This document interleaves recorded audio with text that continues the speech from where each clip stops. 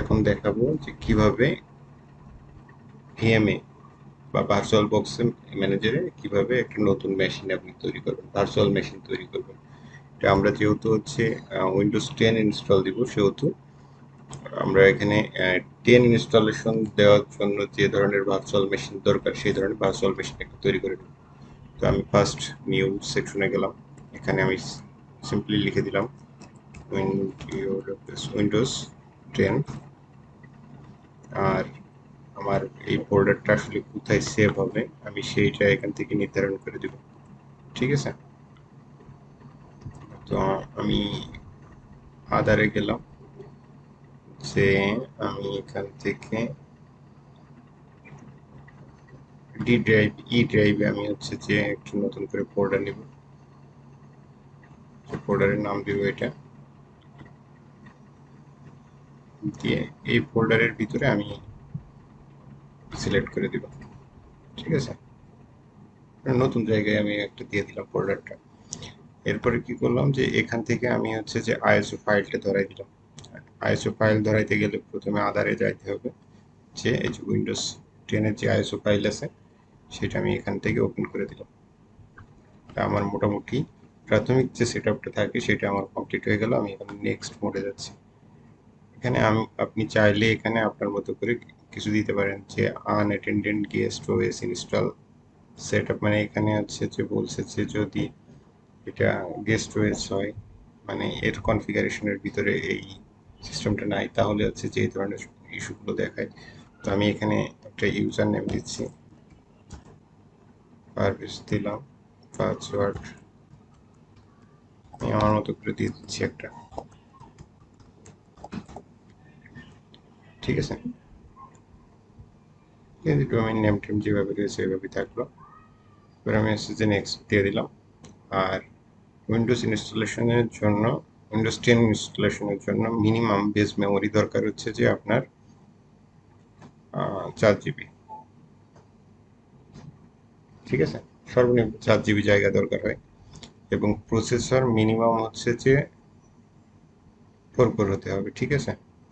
আমি এখানে enable EFI special OSC only এই অপশনটা আমি আর হচ্ছে যে ক্লিক করলাম না, আমি নর্মালি এইভাবে আমি হচ্ছে যে চলে যাচ্ছি।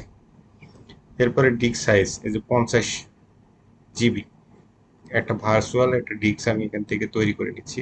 এটা প্রি অ্যালোকেশনে যদি আমি এখানে ক্লিক করি তাহলে ও পুরো 50 জিবি জায়গাটাই আগে থেকে দখল করে রাখবে, ঠিক আছে। মানে এমনিতে ওই জায়গাটা আমরা এমনি নর্মালি আর ব্যবহার করতে পারবো না, যার কারণে আমি প্রি অ্যালোকেশন না দিয়ে আমি এমনি নর্মালি দিয়ে দিচ্ছি, যে যখন যেটুকু হবে সেটুকু নিয়ে নেবে। যেমন ডাইনামিক অ্যালোকেশন করবে, যখন যতটুকু প্রয়োজন ততটুকু নেবে।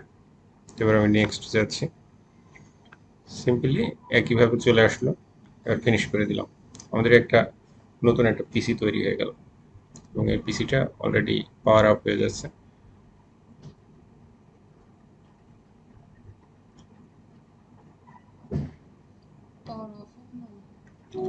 পাওয়ার আপ হচ্ছে, আমি এটা কেটে দিব, পাওয়ার আপ করব না, কারণ আরো কিছু সেটিং আমি করব এখানে, তারপরে যে পাওয়ার আপ করব। এখন আমি এটা স্টার্টিং মুহূর্তে আসার পরে যে আমি এখানে যে পাওয়ার অফ দিস মেশিন একবারে এখান থেকে পাওয়ার অফ করে দিলাম। এরপর আমি সেটিংয়ে আসলাম। সেটিংয়ে এসে আমার প্রাথমিক কাজ হবে যে আমি যে সেটিংগুলো করছি সেগুলো আসলে ঠিকঠাক মতো আছে কিনা। আর সিস্টেম সেটিং যেটা, এই যে ফ্লপি ডিস্কটা আমি এখান থেকে উঠাই দিলাম, অপটিক্যাল ডিস্কটা আমি উপরে উঠাই দিব, ঠিক আছে, কারণ আমার বুটেবল ডিস্ক তো অপটিক্যাল ডিস্কের ভিতরে রয়েছে, ঠিক আছে। আর এই সেটিংটা এইভাবেই থাকলে আমার কোনো সমস্যা নেই।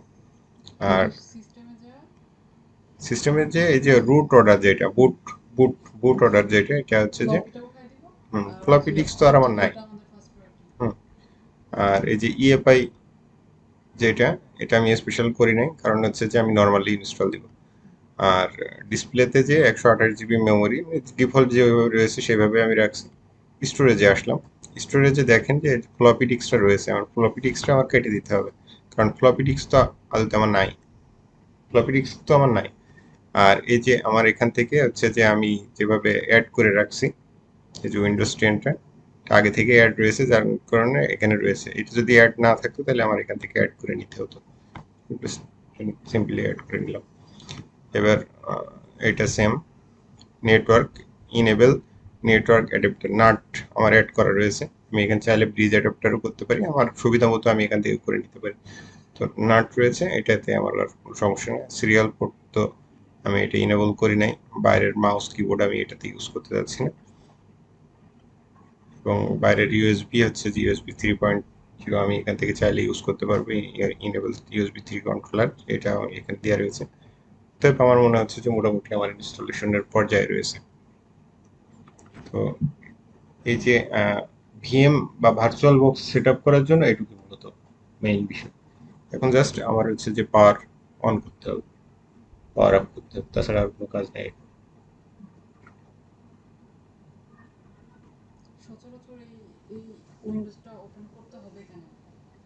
আপনার হচ্ছে যে টেস্ট করার জন্য আপনার হচ্ছে যে আরেকটা কম্পিউটার দরকার এখন, যে আপনি হচ্ছে যে আপনার পার্সোনাল কম্পিউটারটা বাদ রেখে নতুন আরেকটা কম্পিউটারে আপনি কোনো একটা নতুন ডিপ্লয়মেন্ট করবেন, নতুন একটা সফটওয়্যার নিয়ে কাজ করবেন বা নতুন একটা বিষয় নিয়ে কাজ করবেন যেটা আপনার এই কম্পিউটারে হ্যাম্পার হতে পারে। কিন্তু আপনি চাচ্ছেন যে না আমি একটা নতুন একটা পিসি হইলে সেই কম্পিউটারে যদি আমি টেস্ট করতে পারতাম তাহলে আমার জিনিসটা সুবিধা হতো। তো সেই কারণে মূলত হচ্ছে যে এই ফুল প্রসেসটা।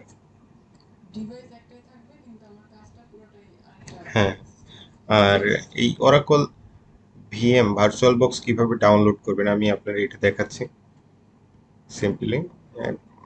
খুবই ইজি এটা।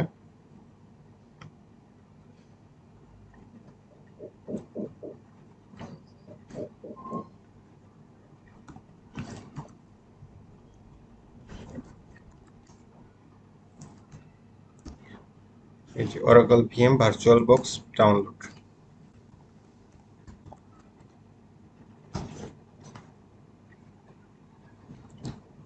যেখানে আসলেন এখান থেকে আপনি হচ্ছে যে আপনার যে ভার্সনটা রয়েছে আপনি সেটা ডাউনলোড করে নিলেন। খুবই ইজি। এই যে প্ল্যাটফর্ম প্যাকেজ রয়েছে, উইন্ডোজ হোস্টটা আপনি নিলেন, যে ডাউনলোড হয়ে যাচ্ছে। ঠিক আছে, সিম্পলি এতটুকুই যে আমার ডাউনলোড করে ইনস্টল করা আছে, সেট আপ করা আছে। এটা আপনি একবারে খুব সহজেই আপনি কাজ করতে পারবেন, এতে কোনো ধরনের প্রবলেম হবে না। এটা আপনি আপনার কম্পিউটারে যতদিন জায়গা থাকবে আপনার মনে হবে যে না আপনি এখন আপনার ফেলে দেওয়া উচিত বা ডিলিট করে দেওয়া উচিত, সেটা আপনি করে নিতে পারেন। এখান থেকে সিম্পলি আপনি এখান থেকে যে রিমুভ আমি আপনাকে দেখাইছি এর আগে, যে রিমুভে যদি আপনি ক্লিক করেন তাহলে একটা অপশন আসবে এবং আপনি একবারে রিমুভ করে দিতে পারবেন। না না, আপনি আপনি এই যে এখানে যাবেন, উইন্ডোজে যাবেন, এখান থেকে ধরেন লিখলেন যে ভিএম, এই যে ওরাকল ভিএম চলে আসলো অ্যাপটা। আর এটা তো আমি আপনাকে দেখাইলাম যে এটা হচ্ছে যে কোন জায়গাতে ইনস্টল করা আছে, আমি কোন জায়গা থেকে করলাম। এটা হচ্ছে যে ড্রাইভ ইতে, এই দেখেন আমি আপনাকে দেখাচ্ছি যে ই ড্রাইভে এই যে ভার্চুয়াল বক্সের ভিতরে এই যে উইন্ডোজ নামে একটা ফোল্ডার তৈরি হয়েছে এবং সেখানে এই যে আমি যে হার্ড ডিস্ক বানাইছি সেগুলো সব এখানে অলরেডি চলে আসছে। হুম, তখন এই ফোল্ডারটা বেশি হবে, বড় হবে, এই ফোল্ডারটা ক্রমেই বড় হবে। মানে যত আপনি কাজ করবেন, যত ওখানে জিনিসপত্র নিয়ে রাখবেন সেখানে তত বড় হবে। এখন তো 4 MB রয়েছে মাত্র। ওর ভিতরে আর একটা কম্পিউটার আছে, আপনি সবই দেখতে পাবেন, আমি তৈরি করি, তাহলে আপনি পুরোপুরি দেখতে পাবেন। আচ্ছা, আমরা এই ভিডিওটা আমরা এখানে ক্লোজ করছি, পরবর্তী ভিডিওতে ওইটা আমি দেখাচ্ছি।